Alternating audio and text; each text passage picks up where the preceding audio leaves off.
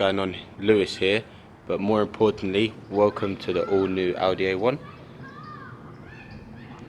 Yes, I've got this car for a bit now, in the bright red, in Masano red. I think it looks wicked. I'm actually yet to see one on the road.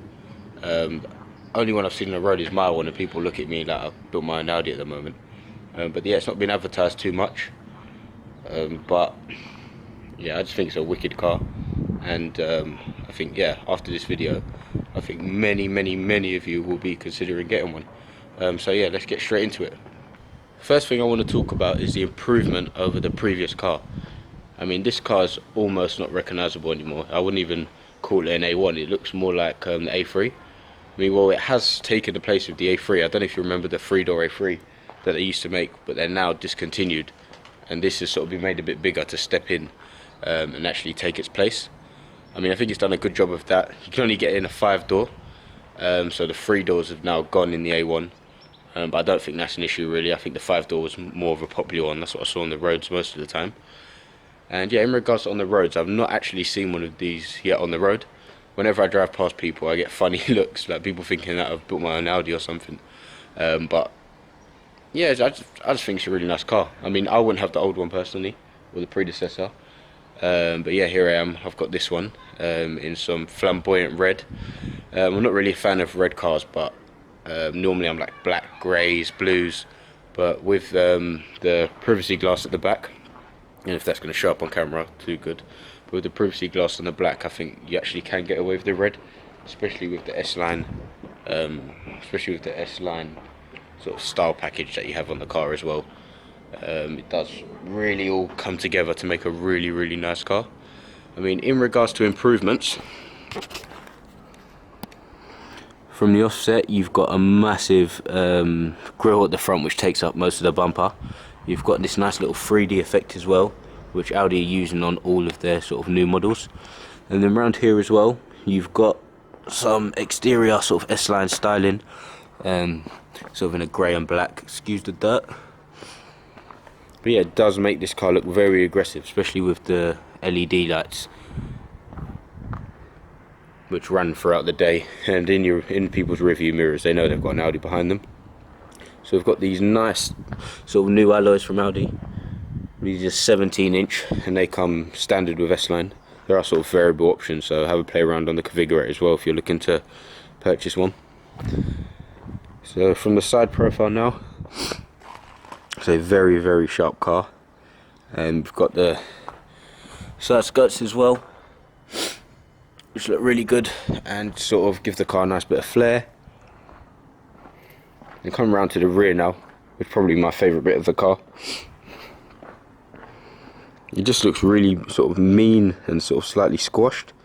You've got the accents down here and the detailing which come from the front, and then also you've got the nice rear lights as well, which are sort of a new design from Audi. But I think you're going to start seeing sort of these sharp lights, these sharp LED lights on all the new Audis now. You've also got a diffuser here on the S-Line one. I mean, there's no sort of fake exhaust design in the bumper, which is good. I know loads of people love that, but the exhaust is actually underneath there. And this engine is a 1 litre TFSI, hence the 30 badge in here. So yeah, many people think I'm driving around in a 3 litre, but it's actually just Audi's new way of showing the power of the cars. So 1 litre, 116 brake horsepower car, and I think with the size of the car, you do get away with that engine. It's very nippy car. It's not slow at all. And I think with combining the fuel and performance, this engine is probably one of the best out there. I mean, in regards to its competitors, you've got sort of like the Polo and sort of like the Fiesta, the new Fiesta that's out as well, and sort of other sort of super minis. But honestly, this is probably top in its class. If you're looking for a car sort of around 20,000, just a run around, plenty of miles, practical, honestly think this is the best car for it. I've done about, I'd say 600-700 miles in it already in just over a week, and it's probably one of my favourite cars I've ever driven. And I've had A3s before this, TTs, and yeah, this car's just really fun. But yeah, let's take a look inside the car now. The inside of this car is it's just wicked. Like, it's such a fun place to be. It's nice and sharp. I mean, I'll show you some detail in here as well. I mean, from the offset, you've got the nice S-line steering wheel. You can opt for a flat bottom, but I've got the round one here. You've got this sort of S logo there, and they all come standard with this virtual cockpit. To get the sat nav here and here, you need the technology pack, which I believe is about a £1,600 option from Audi. But if you've got an iPhone or something like that, and you've got the smartphone interface, which is standard on the S-Line, I believe, you can literally just plug your phone into the car, and you can actually have your map there anyway. So that will save you a bit of money also. I mean, the new layout here is what you see on sort of like the new Q3 and stuff like that. It's very, very sharp design. You can control sort of your phone, your media, and some various sort of driving options. I mean, if you look at my long-term memory, 40.6 mpg, and that's a mixture of town driving and motorway driving as well. And I mean, this car is just excellent on petrol. Also standard, you've got lane assist there. If you can see that. So you've got lane assist down there as well, which keeps the car in the lane when you're driving. I mean, if you nod off or anything, I mean, you shouldn't be driving the car when you're tired anyway. If you nod off or you're lacking concentration, you can actually have the lane assist on, and the car will literally just shout at you and vibrate if you're going out of the lane. And it also slightly assists the steering wheel as well. The main thing to look at in the new Audi is the swivel wheel is now gone. We now have Audi's new sort of touchscreen layout for the car. It's very easy to use. I mean, at the start it was quite distracting, but literally after a day of driving the car, I got used to it pretty quickly. I don't really use the Audi interface. I normally plug my phone in and use the Apple CarPlay. I mean, that looks, I think it's very usable. You can get your nav, your music and stuff like that, and that's how I usually use the car. But from here you can just control sort of stuff like your Audi Drive Select.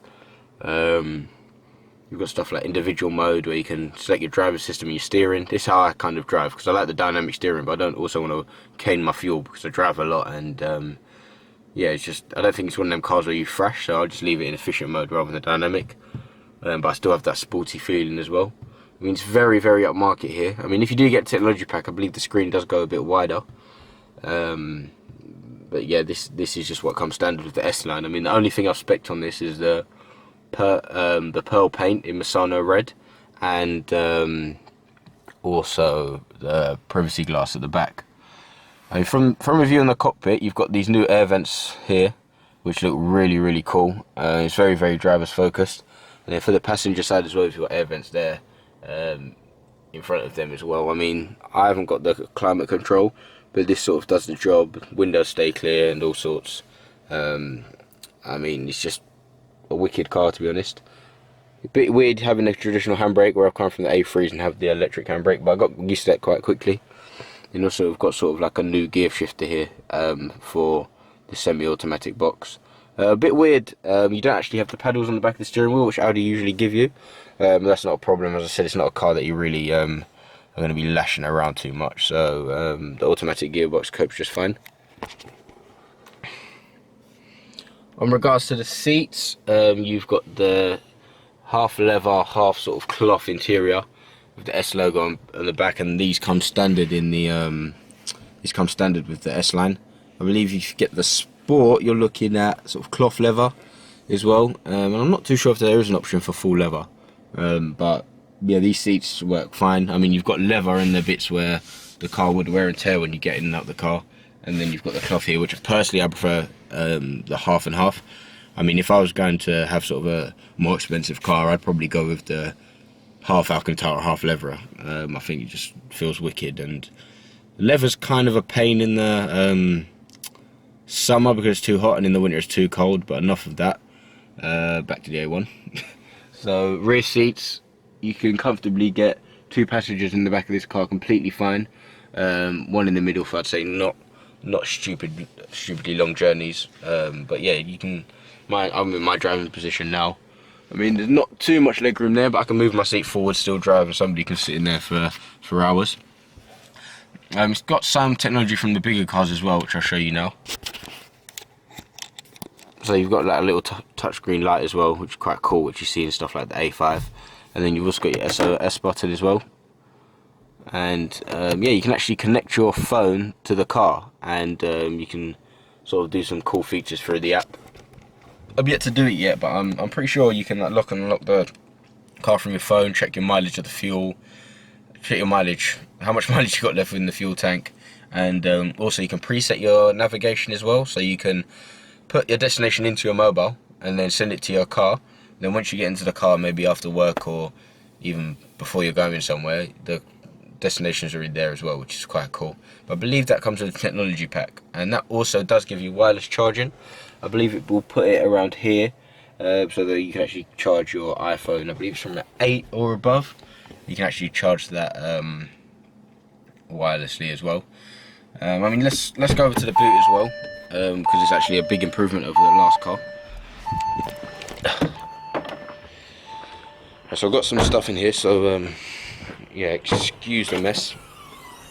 So yeah, here's the boot space. I mean, the seats can be folded 60/40 as well. Boot you can literally, honestly fit like probably 3 suitcases in there at a push. As I said, it's a massive improvement over the old one.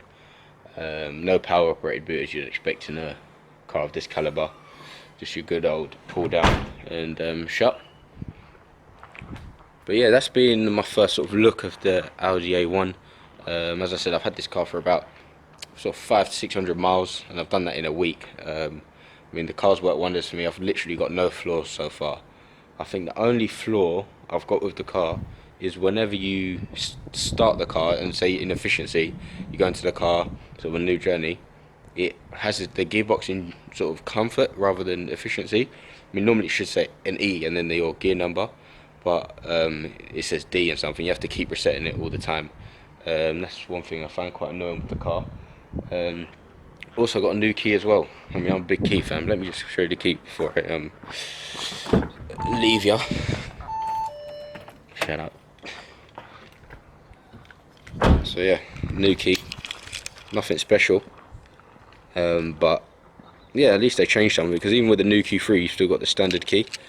And yeah, it's actually a key. I mean, you can operate for the advanced key, where you can just leave the key in the pocket and go.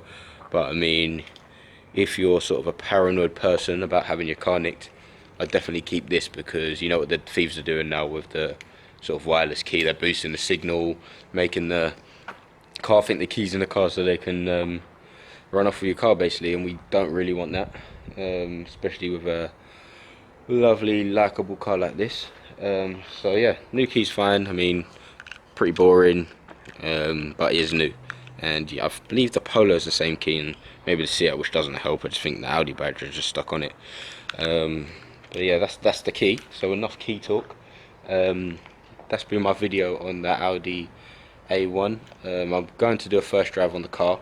So let me know in the comments if you do want that, and if we do smash 50 likes, I will do a first drive of the car as well. Yeah, also if you haven't noticed, I'm on the new camera. If you looked at my last video on my Audi A3, it's actually filming on my iPhone, but now I've got a proper camera, so the quality's better, so I'm going to be churning out a lot more videos for you guys. So yeah, I'm going to try and get my hands on a few cars. It'll be mainly Audis, because that's what I have access to. But any cars you're sort of dying to see in the Audi range or anything, do let me know in the comments below, and hopefully I'll get hold of that. But yeah, that's been me, Lewis. I'm signing off, and peace.